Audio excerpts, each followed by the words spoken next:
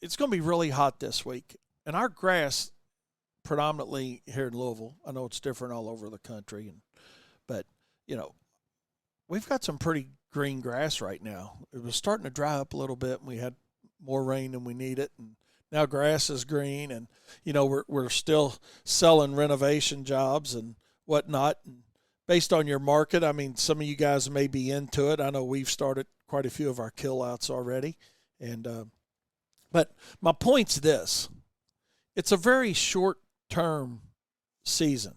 Renovations is. And it's something that you can do. You don't have to be a large service to do it. Just don't, to John's point earlier, and kind of to John's point, where, if you make a mistake, learn from it and move on. One of the mistakes that I made was passing up that reoccurring revenue that renovations and aeration and broadcast seating can bring on each fall to your company and to individual clients. Aeration, it seriously can be a service that you're going to offer on a seasonal basis for a lot of your customers. But what do you have to do? You have to train yourself a little bit. You got to educate yourself a little bit. You got to sit down and role play it with somebody. And then you got to go out and sell it. How many times are we just trying to just mow lawns? We did that for way too long. We at Wayne's Lawn Service, I'm talking about. We spent too much time wanting to mow grass, and there's nothing wrong with mowing lawns. Nothing wrong with it at all. It's a great way to stay in front of your customers. It's great recurring revenue, but that should bring along the other services that we can do that are much higher profit item services. So if you haven't done it, you might think, well, man, I'd like to try it, but it's too late. It is not too late this year to get in the renovation business. I mean, I can't imagine where it'd be too late. Think, well, how am I going to get the customers? Well, you've already got customers. You already got people that you're mowing. You already got people that you're spraying. So don't let a competitor come in and do the most profitable things. We did that for a long time. We let our competitors do the most profitable services for our customers, whether it was landscaping or, aeration, seeding, fill in the blank, man, hedge trimming, just fill in the blank on the services that we should have been doing along with mowing, but mowing was our comfort zone. I'm just asking you to consider getting out of your comfort zone a little bit this fall and do some renovations. Even if you do a few, you say, well, man, I don't want to go out and buy equipment just to do that. Rent the equipment. You don't have to go out and buy a slit seeder. You don't have to go out and buy an aerator necessarily. Rent it. Rent it. That equipment's rentable.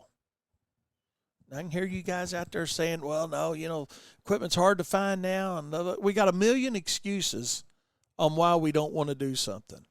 But at the end of the day, you owe it to yourself, you owe it to your company's profits, and I think you owe it to your customer to be more of a one-stop shop. I'm not saying be a jack of all trades and a master of none. I mean, we'll talk about that whole diversification problem later on down the road on another show. But what I think I saw myself doing was missing out on some of that quote-unquote low-hanging fruit out there, that all I had to do was just tell my customer I would do the work. But I didn't have the confidence. I wasn't selling it. I said, well, no, I don't do it, but here's somebody that does. I was passing that along, and that's okay to a certain extent. But I just ask you to, from a profit standpoint, there's things that we could all do. And maybe part of that is, okay, maybe you not doing the work, but you having a contractor, let's say it's Wayne's Lawn Service, for an example. Let's just say I'm in your market, and, you don't want the training, the education, or the selling problem associated with providing this service. Well, then have a contractor that you can work with so your customers not responding to sponsored ads or whatever it may be, of direct mails or whatever, Facebook ads, fill in the blank on however they might look for somebody to do some aeration. Have a company that you already work with that you can say, hey, either what their pricing is based on square footage and you give the pricing on it, or you just give that name and contact information to your customer and know that you're going to get a bump off of it, whether it's 20%, 25%, or whatever it is that you want.